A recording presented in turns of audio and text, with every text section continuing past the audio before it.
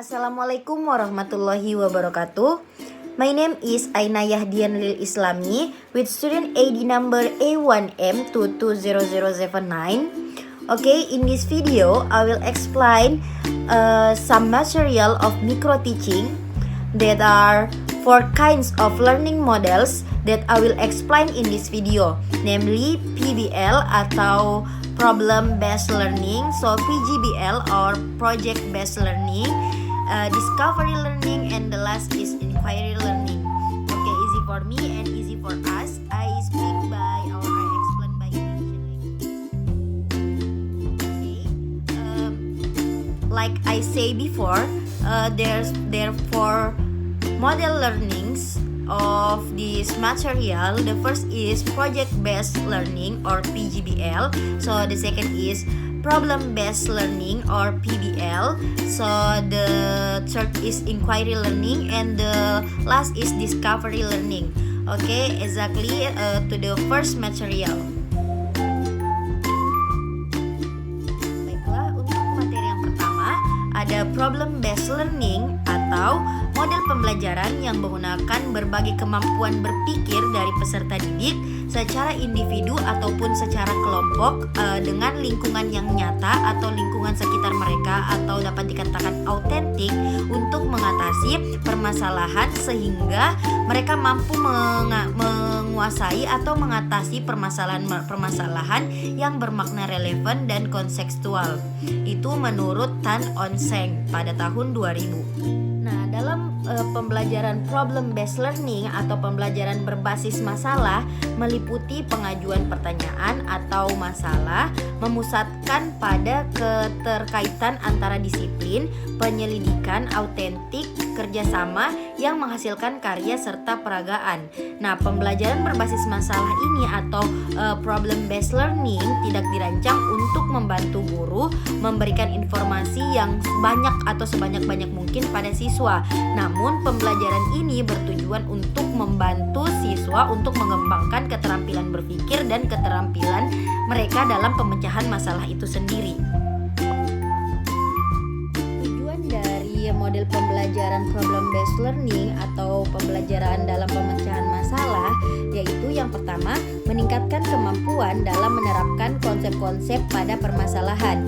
Nah, karena hal ini untuk memecahkan permasalahan yang nyata atau permasalahan yang sering ditemukan dalam keseharian, maka peserta didik dibantu atau diajarkan agar mereka dapat memecahkan masalah mereka sendiri.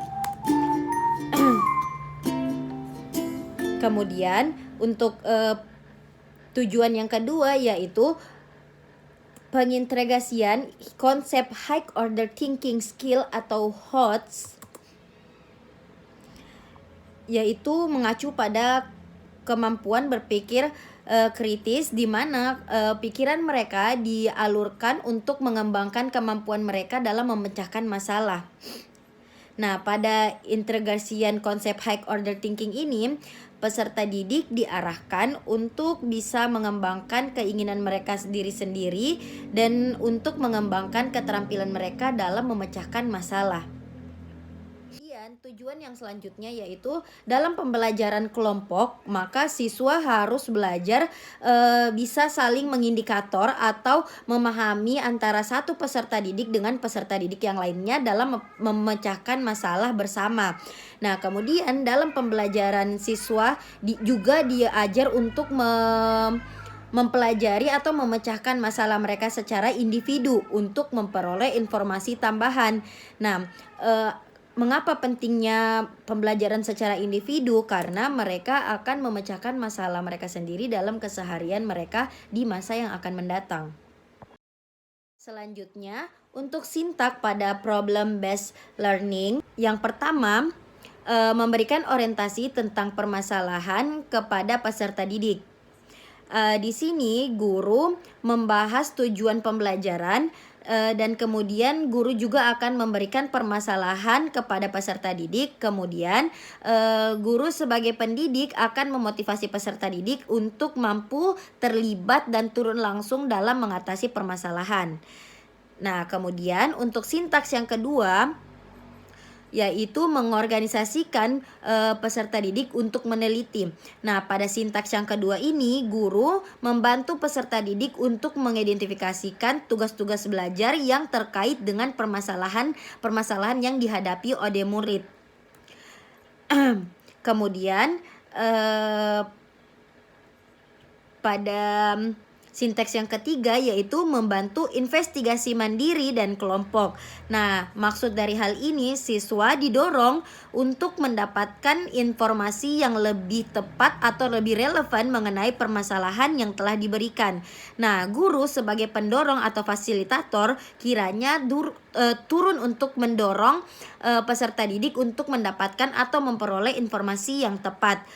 Kemudian untuk sintaks yang keempat yaitu mengembangkan dan mempresentasikan hasil karya dan memamerkannya.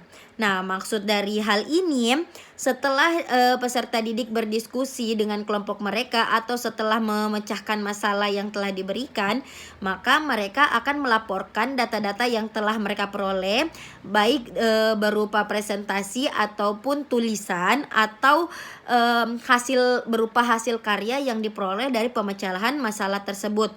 Nah, untuk sintaks yang terakhir yaitu menganalisis dan mengevaluasi proses pengatasan masalah. Nah, pada tahap ini guru membantu peserta didik untuk melakukan refleksi terhadap penyelidikannya atau pemerolehan masalah yang telah berlangsung. Nah, guru melihat proses apa dan keadaan apa yang digunakan murid dalam proses pemecahan masalah.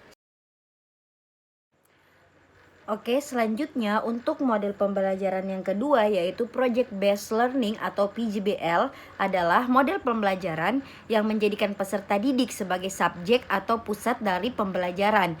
Nah, proses pembelajaran ini memiliki tujuan atau hasil akhir berupa produk. Artinya, peserta didik diberi kebebasan untuk menentukan aktivitas belajarnya sendiri, mengerjakan proyek pembelajaran secara kolaboratif sampai diperolehkan hasil berupa produk. Nah, meskipun para ahli banyak menafsirkan atau mengemukakan arti-arti yang berbeda mengenai project based learning, namun intinya tetap sama.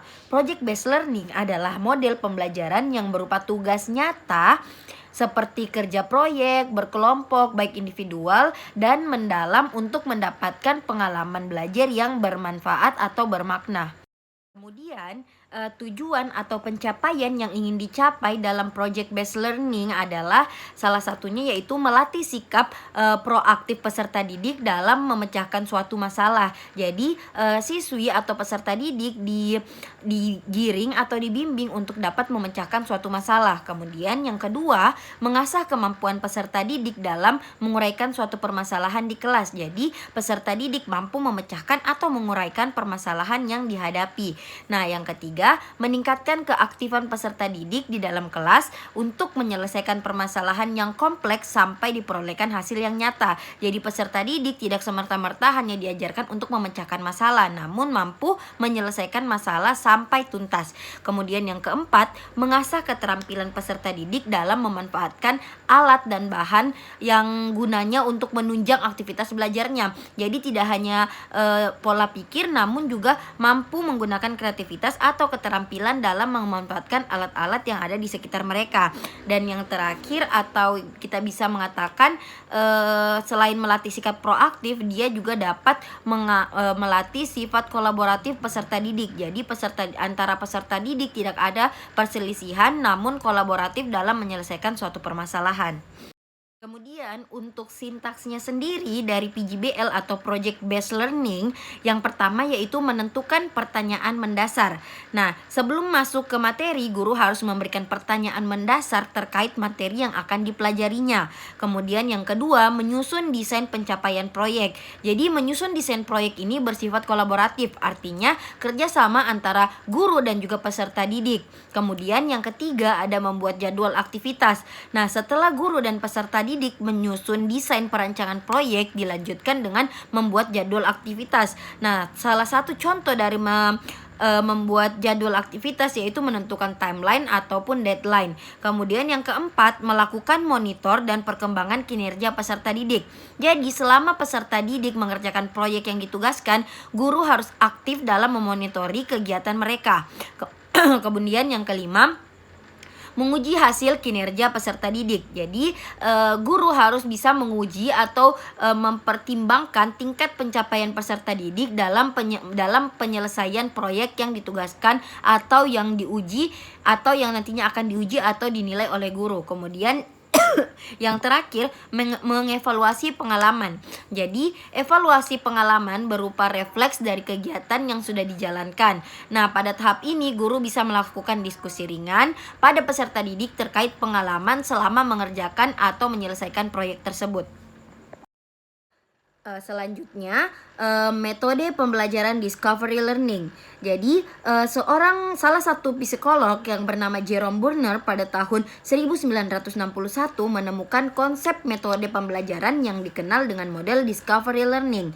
Jadi, temuannya ini menunjukkan bahwa metode discovery learning memiliki tujuan agar siswa dalam proses pembelajaran mampu mendapatkan pengetahuan baru secara mandiri. Nah, meskipun peserta didik dituntun untuk memperoleh pengetahuan secara mandiri, namun situasi belajar dan model atau kondisi belajar discovery learning tetap tidak lepas dari bantuan atau instruksi dari pengajar.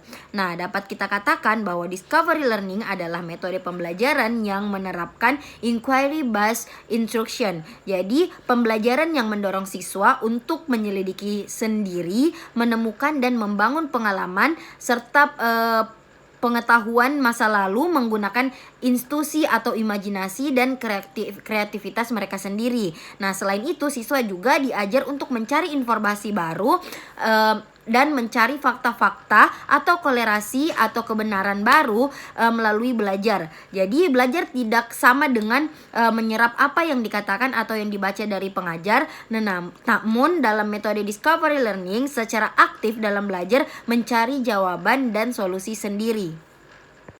Kemudian untuk tujuan dari pembelajaran discovery learning, yang pertama sebagai bahan untuk pemecahan masalah.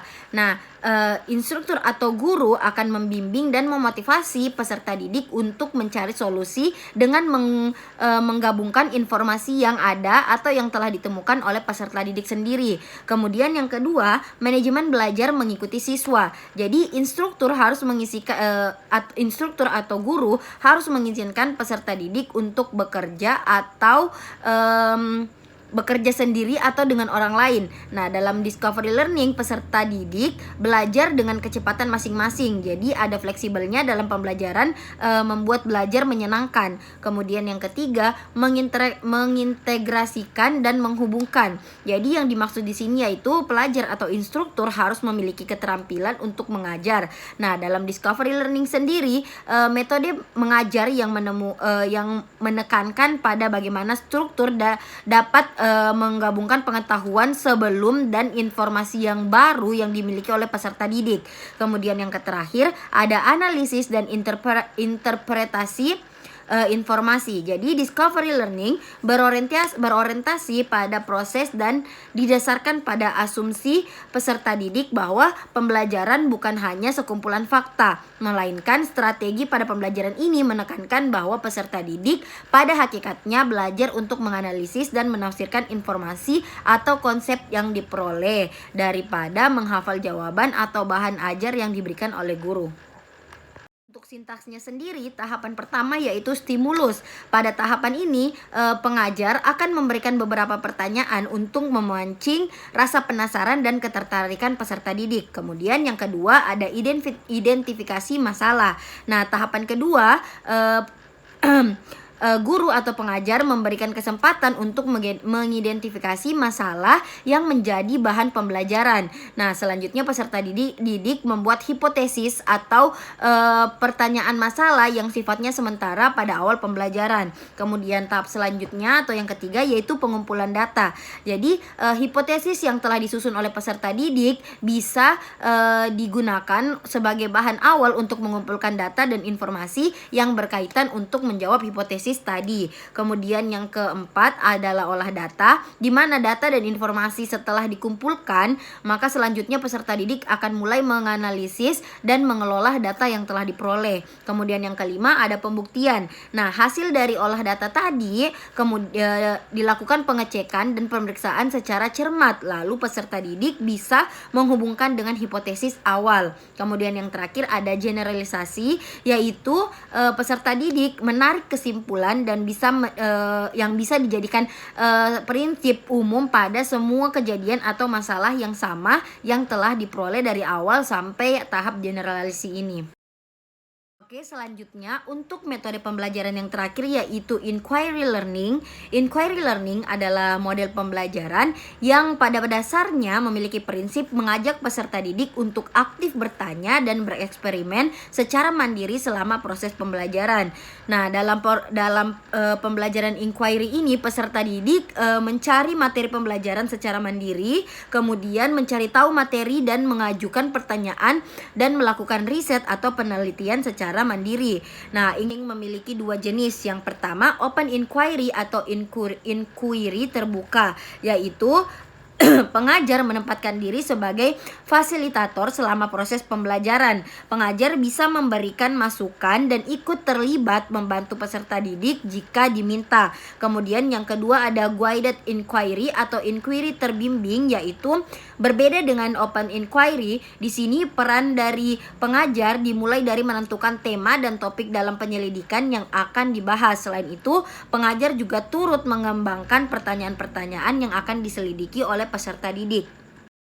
Adapun manfaat dari pembelajaran inquiry learning, yang pertama, mampu mengembangkan keterampilan bertanya, penelitian dan komunikasi bagi peserta didik sendiri. Kemudian yang kedua, meningkatkan kolaborasi dan kerjasama antar peserta didik atau kelompok untuk mendapatkan hasil pembelajaran yang maksimal.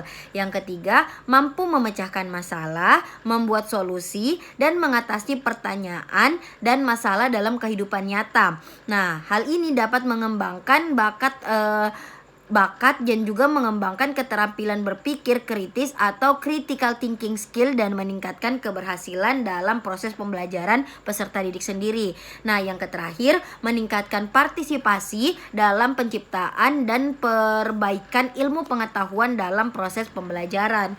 Kemudian adapun sinteks dari inquiry learning ini, yang pertama, peserta didik atau siswa yang mengajukan atau merumuskan sendiri pertanyaan. Jadi peserta didik yang merumuskan atau mengajukan pertanyaan dengan sendirinya. Kemudian yang kedua, peserta didik menyelidiki suatu hal dalam berbagai situasi. Kemudian yang ketiga, peserta didik melakukan analisis dan memberikan deskripsi dalam menemukan hal-hal yang telah diselidiki tadi. Kemudian yang keempat, mempresentasikan hasil temuan baik secara lisan ataupun tulisan. Jadi hasil yang telah diperoleh atau yang telah dikumpulkan dipresentasikan baik secara lisan ataupun secara tulisan. Kemudian yang terakhir adalah proses evaluasi, di mana siswa merefleksikan tentang informasi dan pengetahuan yang diperoleh. Oke, itulah tadi penjelasan saya mengenai 4 model pembelajaran, yaitu problem based learning, project based learning, discovery learning, dan juga inquiry learning. Semoga apa yang saya jelaskan dapat bermanfaat bagi kita semua. Cukup sekian dari saya. Terima kasih. Wassalamualaikum warahmatullahi wabarakatuh.